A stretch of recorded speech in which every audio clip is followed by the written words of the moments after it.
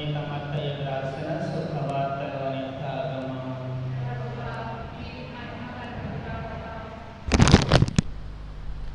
18వ అధ్యాయము మొదటి 4 వచనములు.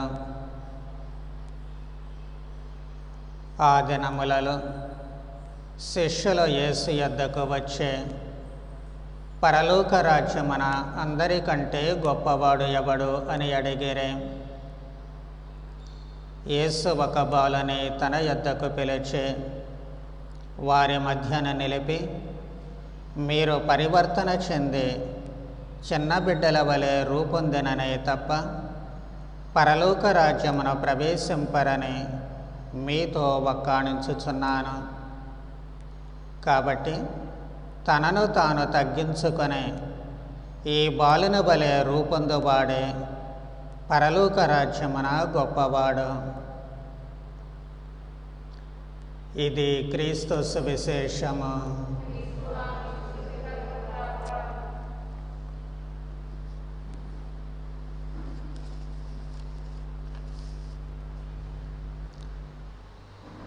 పునీత చిన్న తెరేసమ్మ చిన్ని పుష్పము బాలయేసు అనే చిన్ని తెరేసగా పిలువబడుతూ ఉండేటువంటి ఈ పునీతురాలు 19వ శతాబ్దంలో జీవించారు. దేవుని అందమైనటువంటి పూలవనములో ఈమె ఓ చిన్ని పుష్పము.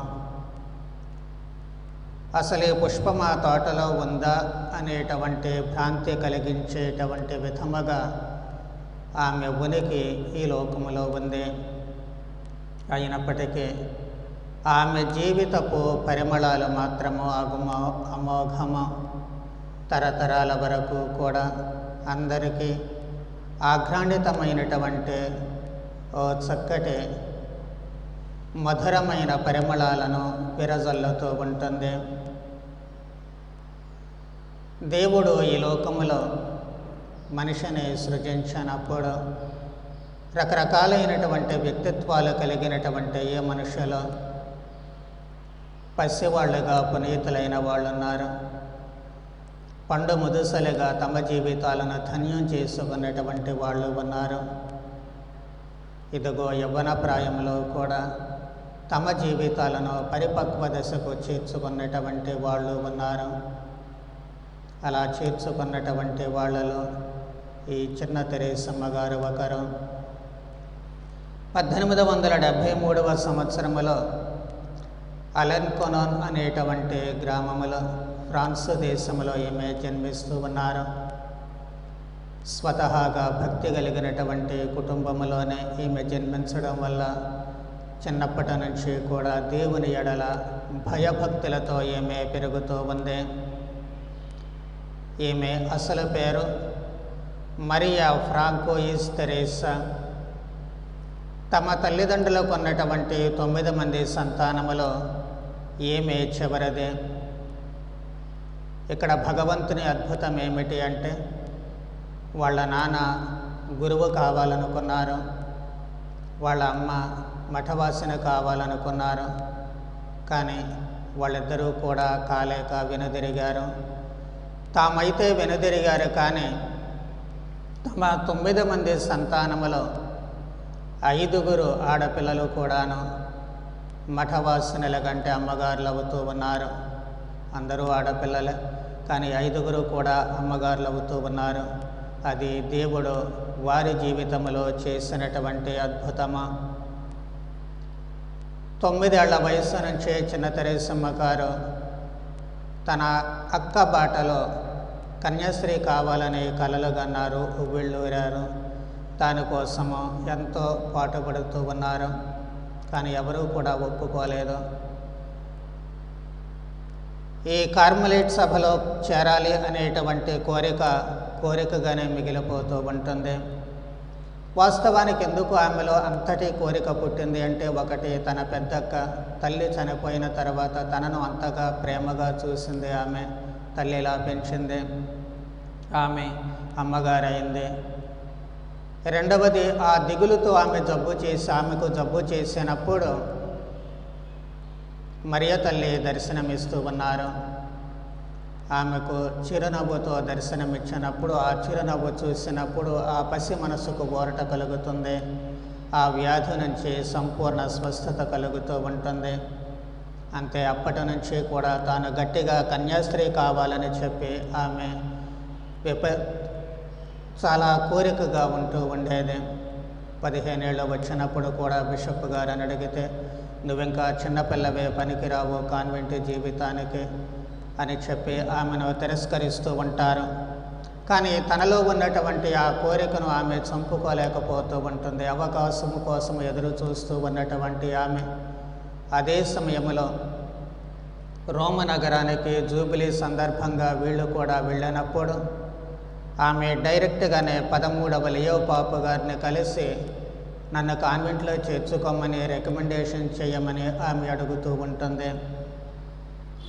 ఆ పసిపిల్లను చూసి ముచ్చటపడినటువంటి లియో గారి అభ్యర్థన మేరకు కార్మెలైట్ సిస్టర్స్ ఆమెను తమ మఠంలో చేర్చుకున్నారు. కార్మెలైట్ సిస్టర్స్ అంటే మామూలుగా మిగిలినటువంటి అమ్మగారులాగా పనిచేసేటువంటి వాళ్ళు కాదు. కానీ మనకిప్పుడు విజయవాడ మేత్రాసనంలో కార్మెల్ నగరంలో ఉన్నటువంటి క్లోయిస్టెడ్ నన్స్ అని చెప్పంటూ ఉంటాము. అంటే వాళ్ళు ప్రార్థన పని తప్ప బయట ప్రపంచంలోనికి రారు. అదే వాళ్ళ జీవితము, తపస్సుతో కూడినటువంటి జీవితము. ఆ మఠములోకి ఈమె చేరుతూ ఉంటుంది. 17 ఏళ్లకే ఆమె నిత్య మాట పట్టును కూడా స్వీకరిస్తూ ఉన్నారు ఒక మఠవాసనగా. ఆమెలో ఉన్నటువంటి ప్రత్యేకత ఏమిటి అంటే త్వరితగతిని చాలా భక్తిగా ఆమె మారుతూ ఉంటుంది. సకల విధములైనటువంటి సద్గుణ సంపన్నురాశిగా మారుతూ ఉంది. కాబట్టి కొన్ని ప్రత్యేకమైనటువంటి వరానుగ్రహాలు కూడా భగవంతుడు ఆమెకు ఇస్తూ ఉన్నారు. అవి ఆమె ఆధ్యాత్మిక జీవితంలో బాగా ఎదగడానికి తోడ్పడుతూ ఉన్నాయి. అయితే దురదృష్టవశాత్తు అదే సమయంలో ఆమెను టీబీ పట్టి పీడించింది. ఆ వ్యాధితో ఆమె చాలా బాధపడుతూ ఉన్నారు. సహజంగా ఆమె ఎక్కువగా ఉపవాస ప్రార్థనలు చేసేవాళ్ళు కాబట్టి అధికారులు వెంటనే ఉపవాసాలు మానివేయమని ఆదేశాలు ఇవ్వాల్సినటువంటి స్థాయికి వస్తూ ఉంటుంది. అయినప్పటికీ కూడా ఆమె అంకితాభావముతో భక్తి మార్గాన్ని వదిలివేయలేదు. ఆమెలో ఉన్నటువంటి ఆ భక్తి, అంకితాభావము, సద్గుణాలు ఆమెను నోవిస్ మిస్ట్రెస్గా అంటే అమ్మగారులు అయ్యేటువంటి వాళ్లకు అధిపతిగా ఆమెను 20 ఏళ్లకే నియమిస్తూ ఉన్నారు. ఆమెలో ఉన్నటువంటి 5 ప్రధానమైన సుగుణాలు మనకు కనిపిస్తూ ఉంటాయి. వాటిలో మొట్టమొదటిది చిన్నపిల్లల మనస్తత్వము. ఏమిటి చిన్నపిల్లల మనస్తత్వం అంటే ఆమె ఎప్పుడూ చెబుతూ ఉంటారు, ఏదో పెద్దగా ఆమె ఊహించుకోలేదు, కానీ చాలా చిన్నది, చాలా సింపుల్. ఆమె ఎప్పుడూ చెబుతూ ఉండేవాళ్ళు, తల్లి మేడ మీద తన పని తాను చేసుకునేటప్పుడు ఓ చిన్న పసిపాప, నడవలేని పసిపాప క్రింద ఉండి తల్లి కోసం ఏడుస్తూ ఉంటుంది. ఆ పిల్లను తీసుకొస్తే తన పనికి అంతరాయం కలుగుతుందని ఆమె తీసుకురాదు. కానీ ఈ పసిపాప లేచి మెట్ల దగ్గరకు వెళ్ళి ఆ రేలింగ్ను పట్టుకుని పైకెక్కడానికి ప్రయత్నం చేస్తుంది. మొదటి అడుగు మెట్టి మీద వేసి 2వ అడుగు లేపేసరికి బలం సరిపోలేదు కాబట్టి క్రింద పడిపోతుంది. మళ్ళీ ఏడవటం మొదలు పెడుతుంది గట్టిగా. అయినా సరే తల్లి తన పని వదిలిపెట్టదు. మళ్ళీ ఆ పాప తన ప్రయత్నాన్ని విరమించుకోకుండా మళ్ళీ ఆ రైలింగ్ పట్టుకొని లేచి నిలబడి మళ్ళీ అలాగే మొదటి అడుగును తొలి మెట్టి మీద వేస్తూ ఉంటుంది. 2వ అడుగుకి బలం చాలలేదు కాబట్టి మళ్ళీ క్రింద పడుతుంది. ఇలా ప్రయత్నాలు చేసేటువంటి ఆ పసిపాపను చూసిన తల్లి ముచ్చటపడి ఒక్క అడుగులో క్రిందకు వచ్చి ఆ పాపను భుజానేసుకుని పైకి తీసుకుని వెళుతూ ఉంటుంది. దేవుని దగ్గర మనం కూడా ఇలాగే ఉండాలి అని చిన్న తెరేసమ్మ గారు ఎప్పుడూ కూడా చెబుతూ ఉంటారు. అది అసలు శిశులైన చిన్నపిల్లల మనస్తత్వము. అందుకే ప్రభువు కూడా ఈ చిన్నవార్లలో మారితే తప్ప, చిన్నవారిగా మారితే తప్ప పరలోక రాజ్యంలో ప్రవేశించలేరు అని చాలా స్పష్టంగా చెబుతూ ఉన్నారు. రెండవది ఆమెలో ఉండేటువంటిది వినయ గుణము. చాలా వినయంగా ఆమె ఉంటూ ఉండేది. అలాగే స్వీయ పరిత్యాగము, త్యాగగుణము కలిగినటువంటి పునీతురాలు, దేవుని ఎడల అవధులు లేనటువంటి ప్రేమ. అంతా ఎందుకు చేస్తున్నామంటే ఒకే ఒక కారణము, దేవుని అత్యంత గాఢంగా ప్రేమిస్తూ ఉంటుంది. రాయప్ప గారితో ప్రభువన్న మాటలు, నీవు వీరందరికంటే ఎక్కువగా నన్ను ప్రేమిస్తున్నావా? అవే ఆమె హృదయానికి హత్తుకున్నాయి. అందుకే దేవుని ఎడల అమితమైనటువంటి ప్రేమానురాగాలు కలిగి ఉంది. అలాగే దేవుని మీదే తన సంపూర్ణ నమ్మకాన్ని పెట్టుకుంటూ ఉంటుంది. ఈ 5 సుగుణాలే ఆమెను అత్యున్నతమైనటువంటి స్థాయికి తీసుకుని వెళుతూ ఉన్నాయి. మరి ఈమెమైనా గొప్ప గొప్ప పనులు చేసిందంటే వాస్తవానికి ఆమె చేసిన పెద్ద పనులు ఏమీ లేవు. ఒకే ఒకటి, తన అనుదిన చర్యలు అంకితాభావముతో బాధ్యతాయుతంగా చేయడమే. అంతకుమించి ఏమీ చేయలేదు.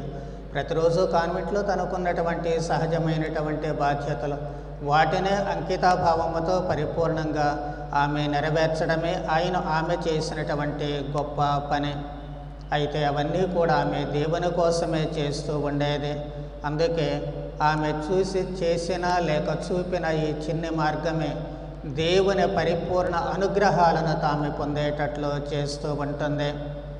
అందుకే ఆమెకు 22 ఏళ్ళు వచ్చినప్పుడు ఈమె జీవించేటువంటి జీవిత విధానాన్ని గమనించినటువంటి సుపీరియర్ అమ్మగారు ఆమెను తన అనుభవాలను, తన అనుభూతులను గ్రంథస్థం చేయమని కోరుతూ ఉన్నారు.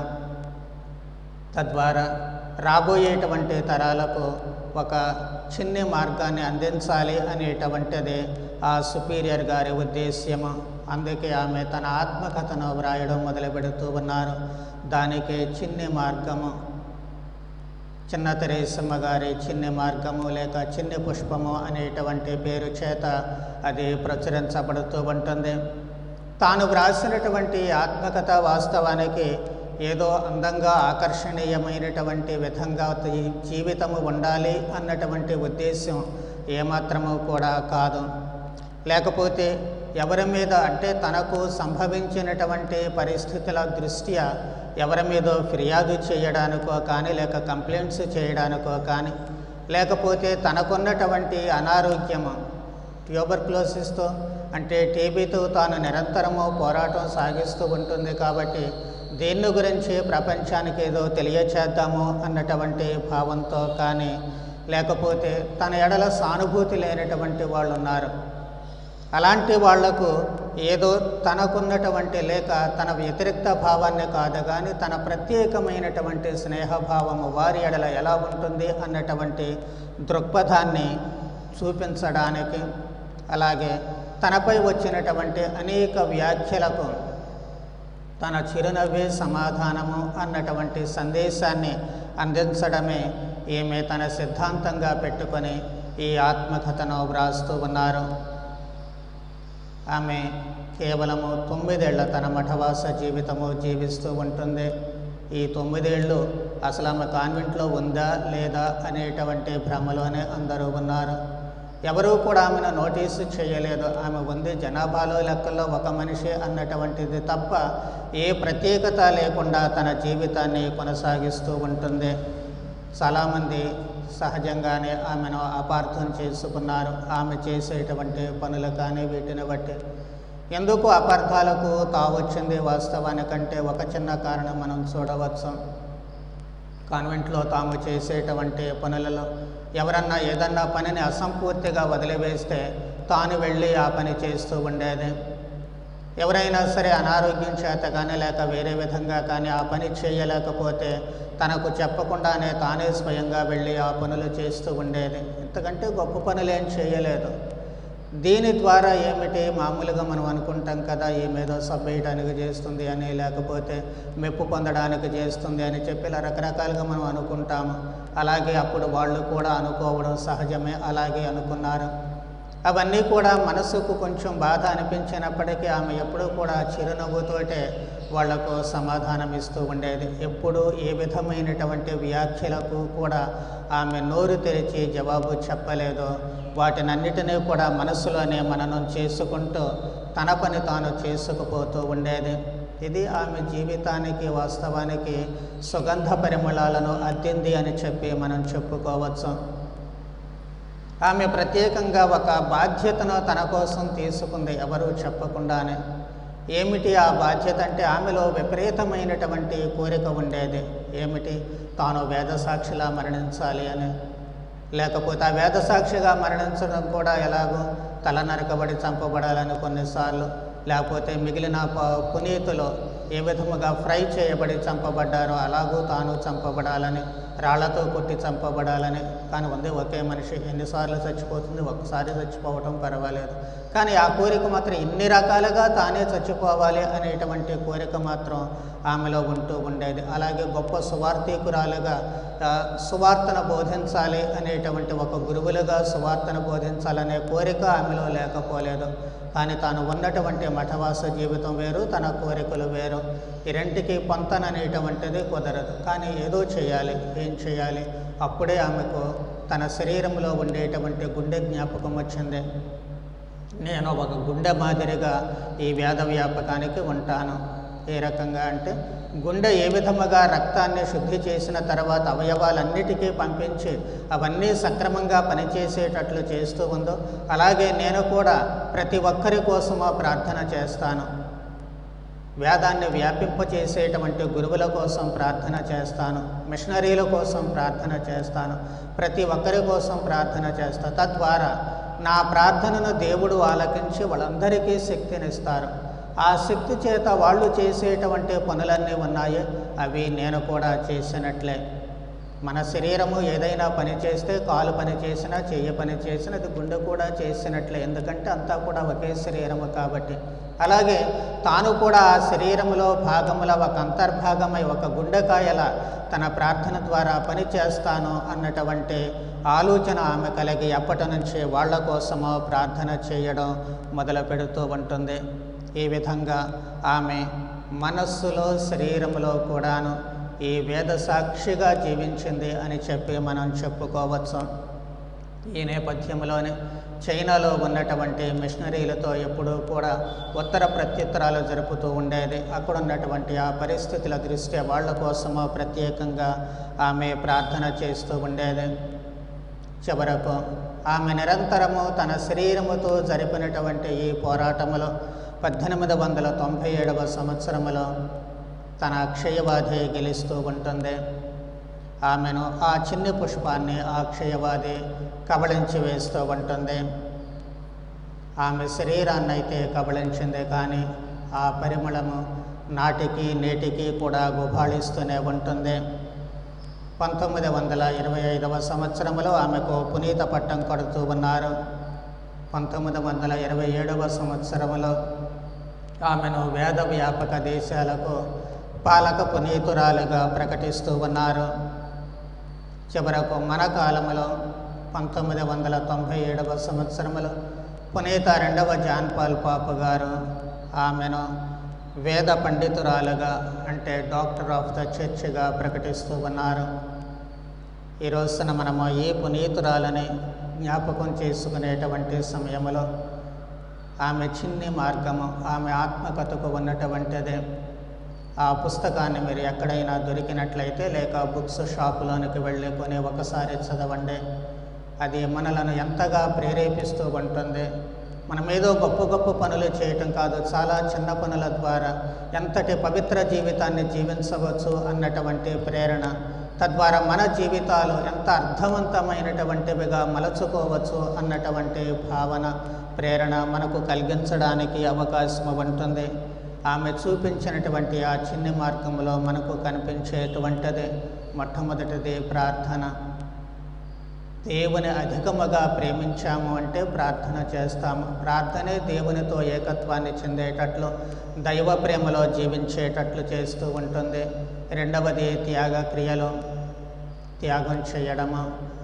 ఏమి త్యాగం చేస్తాము అంటే, మనకున్న కొన్నిసార్లు ఆత్మగౌరవాన్ని త్యాగం చేయాల్సి వస్తూ ఉంటుంది.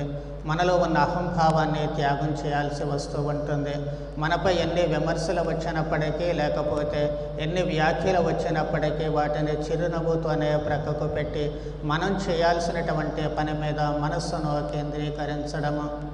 తన శరీరాన్ని క్షయవ్యాధి కృంగదీస్తూ ఉన్నప్పటికీ కూడా ఆమె ఏది కూడా లెక్క చేయకుండా తన పని తాను కొనసాగించుకుంటూ పోతూ ఉంది. ప్రత్యేకమైనటువంటి తనదంటూ ఓ స్థానాన్ని ఏర్పరచుకుంటూ ఉంది. అదే మనందరికీ కూడా ఆదర్శప్రాయము. ఈ రెండు సుగుణాలను అలవరుచుకుంటే చాలు, మిగిలినటువంటి సుగుణాలన్నీ కూడా వాటంతరవే వచ్చి చేరుతూ ఉంటాయి. ఆమె జీవించింది మొత్తము 24 ఏళ్లే మొత్తానికి. కానీ ఆ 24 సంవత్సరాల జీవితాల్లో 9 ఏళ్ళు మాత్రమే ఆమె మఠవాస జీవితం జీవించినప్పటికీ కూడా ప్రభువు ఉద్యానవనములో అత్యంత పరిమళాలను వెదజల్లేటువంటి ఒక పుష్పంగా ఆమె మిగిలిపోతూ ఉంటుంది. కంటికి కనిపించినటువంటి పుష్పంగా, కానీ పరిమళాల గుబాళింపు మాత్రము ముక్కుపుటాలు అదిరేటట్లుగా ఆమె నాటికి నేటికి నిలిచిపోతూ ఉంటుంది. అందుకే శ్రీసభ వేద వ్యాపకానికి ఆమెను పునీతురాలుగా ప్రకటిస్తూ ఉన్నారు. మనలాంటి వేద వ్యాపక దేశాలన్నిటిలో కూడాను ఆమె పండుగను మహోత్సవంగా కొనియాడాలి అని పాపుగారు కోరుతూ ఉన్నారు. కాబట్టి ఈ రోజున ఆమె మాతృకను అనుసరిస్తూ ప్రార్థనలోను త్యాగక్రియలలోనూ మనము భగవంతునికి అత్యంత ప్రీతిపాత్రమైనటువంటి పుష్పాలుగా మనము మలచుకోవడానికి, అలాగే ఆమె ఏ విధముగా అయితే వేదసాక్షిగా అటు మనస్సులో శరీరములో మరణిస్తూ ఉంటుందో, అలాగే మనము కూడా మన జీవితాల ద్వారా ఆ వేదసాక్ష్యపు జీవితాన్ని కొనసాగించడానికి కావలసిన వరానుగ్రహాలు దయచేయమని ఆ పునీతురాలి ద్వారా ప్రార్థన చేద్దాం. పితా పుత్ర పవిత్రాత్మ నామమున.